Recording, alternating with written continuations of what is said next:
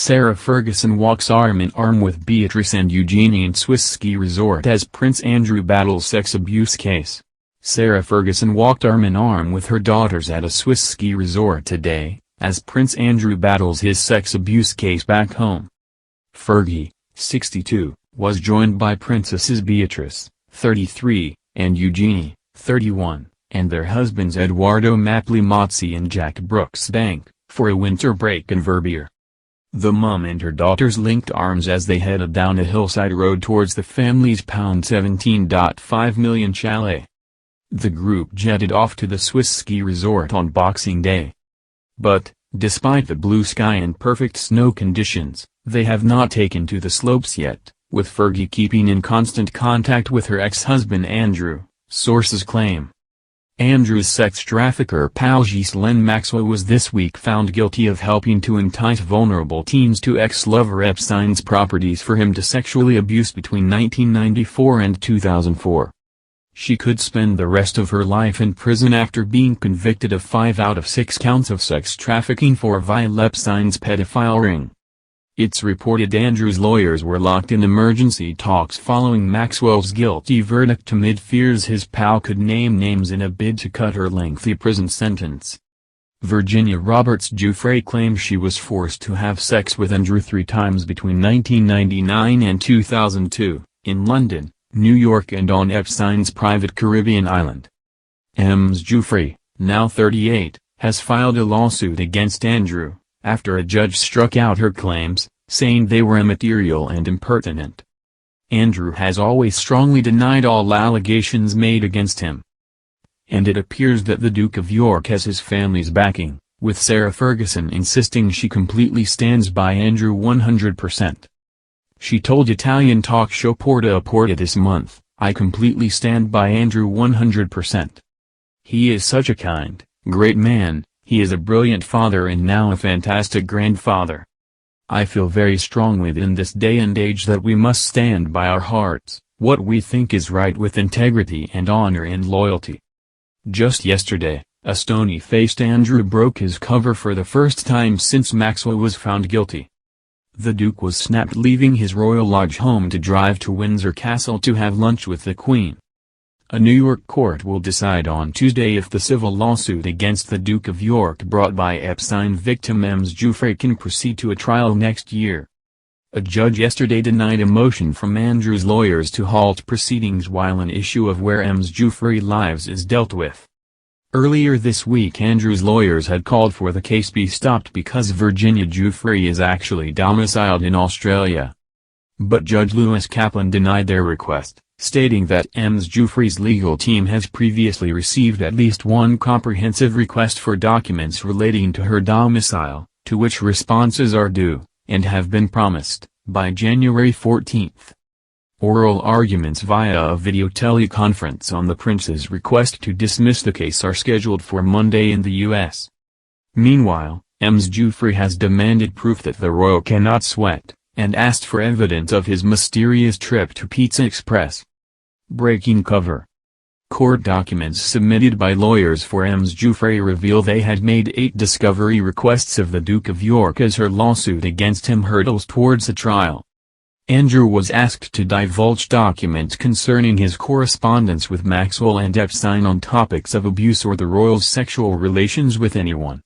He was also asked to provide any proof he may hold of his visit to Tramp nightclub in London, where Ms. Giuffre claims they danced on the night he assaulted her, and his trip to Pizza Express in Woking.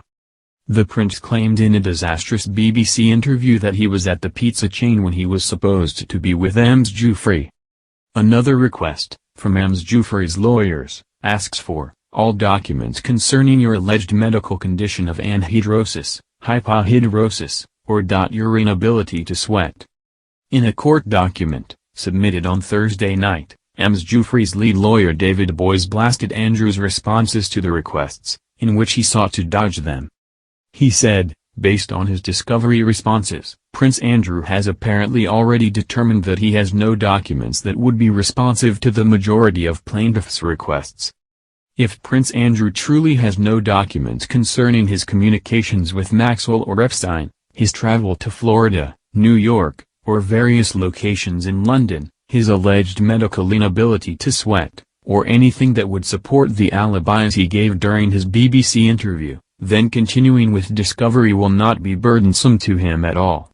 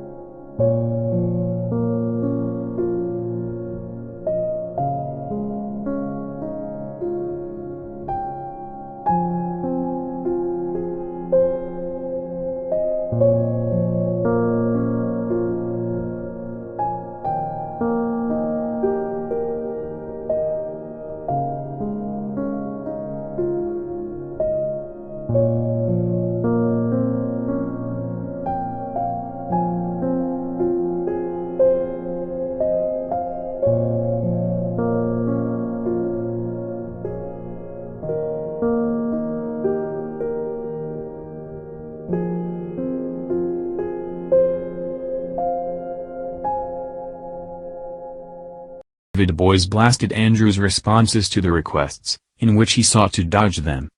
He said, based on his discovery responses, Prince Andrew has apparently already determined that he has no documents that would be responsive to the majority of plaintiffs' requests.